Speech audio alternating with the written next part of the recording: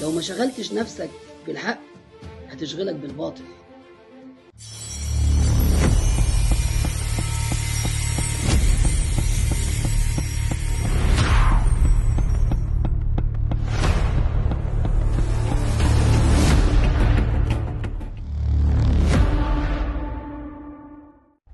الإنترنت محيط عظيم الإمكانات، لكن السباحة فيه دون بوصلة واعية قد تقودنا إلى الغرق في دوامته.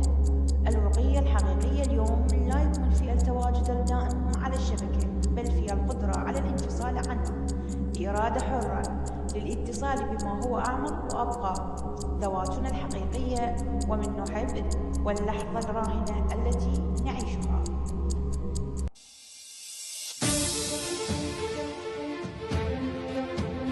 بالعراقي انتبه لنفسك. أنا ويان رائدة أعمال من العراق. وبالمصري خد بالك. أنا أشرف يحيى رائد أعمال من مصر.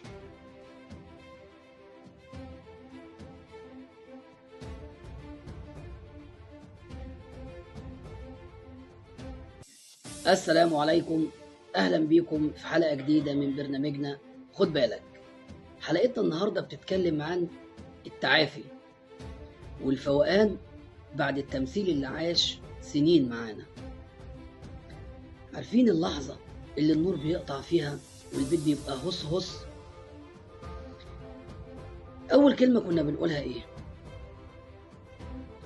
وبنخاف، مش المكان خطر، لا بنخاف عشان ما تعودناش على الضلمة، على الهدوء، على السكوت، على القعدة مع النفس. احنا عايشين في دوشة بقالنا فترات كبيرة، وكأننا في فرح شغال فيه 100 دي جي في وقت واحد، ولما بنخرج من الفرح ودنا بتصفر وبنحس بالفراغ وبنحس بالألم. ازاي بقى نفوق من الفراغ ده بشكل صح؟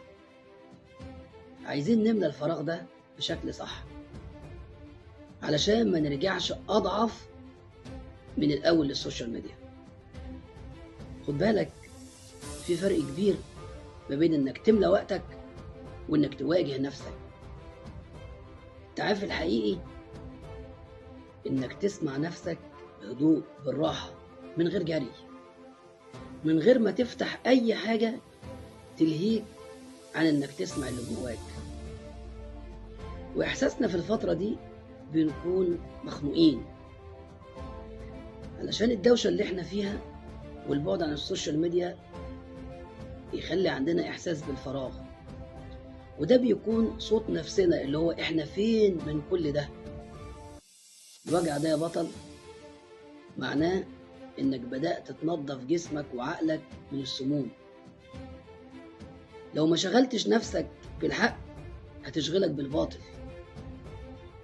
يعني لما خدت قرار وقلت إن شاء الله ربنا هيعيني وهاخد الخطوة الأولى للتعافي، وأنا اللي هتحكم في السوشيال ميديا ومش هكون مجرد راكب، لازم تشوف لإيدك وعينك شغلانة تاني غير اللمس والفرجة.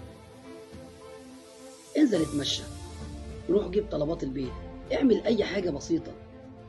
فاكرين لما اتكلمنا عن حالنا وإحنا تايهين وكلنا كنا بنقعد في بيت واحد وكل واحد فينا في حاله وباصص لشاشته ملوش علاقة بالتاني وكأننا ما نعرفش بعض؟ يا ترى لما نتجمع بعد ما فوقنا شكل تجمعنا هيبقى عامل ازاي؟ نقعد من غير موبايلات، نرمي الموبايلات بره الأوضة ونرجعها لمكانها الطبيعي، ناكل مع بعض واحنا بنحكي ونرغي ونضحك، مش علشان نصور وننزل ستوري. ارجع اسمع قصص ابوك تاني اللي قالها 100 مرة وانت حافظها. ارجعي اتكلمي مع مامتك واسمعيها. الدفى اللي بجد يا جماعة مش لاف على الصورة، الدفى اللي بجد ممكن يكون في كوباية شاي بلبن، في ضحكة حلوة طالعة من القلب. مش فاكر لما كنت بتعرف ترسم وتجرب وتخترع؟ فاكرة لما كنت بتحب الكروشيه؟ حتى فاكرين لمتنا واحنا بنلعب كورة في الشارع؟ السوشيال ميديا سرقت مننا كل ده. ارجع اعمل حاجة بإيدك، حاجة صغيرة بسيطة، حتى لو هتزرع صبارة في البلكونة وتابعها كل يوم وهي بتكبر. الفعل اللي فيه مجهود وبنشوف نتيجته بعينينا هو اللي بيملى الفراغ اللي موجود في قلوبنا اللي سابته السوشيال ميديا. وما تخافش ان يفوتك الترند او يتقال عليك انك بره الدنيا. العالم مش هيفرق معاه انت متابع ولا لا، وانت مش هيفرق معاك تعرف مين اتجوز ومين طلق ومين سافر ومين قعد ومين نجح ومين لا.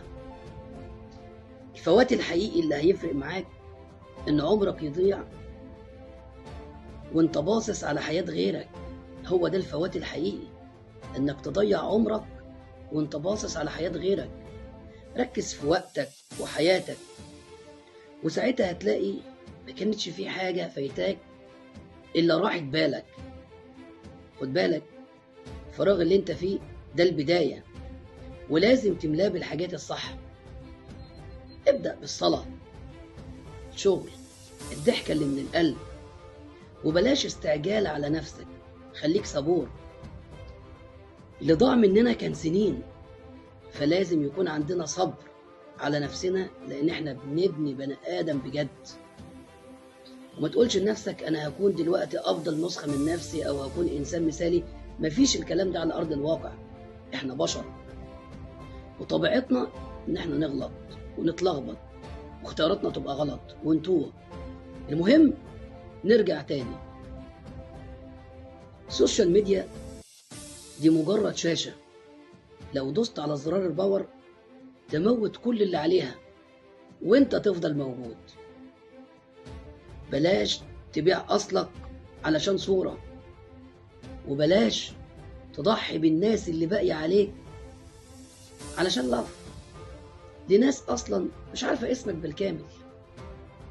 الفراغ اللي انت خايف منه ده المساحة اللي هتعرف تبني فيها بني آدم بجد، ليه طعم وليه ريحة وليه وجود حقيقي، مش مجرد بروفايل.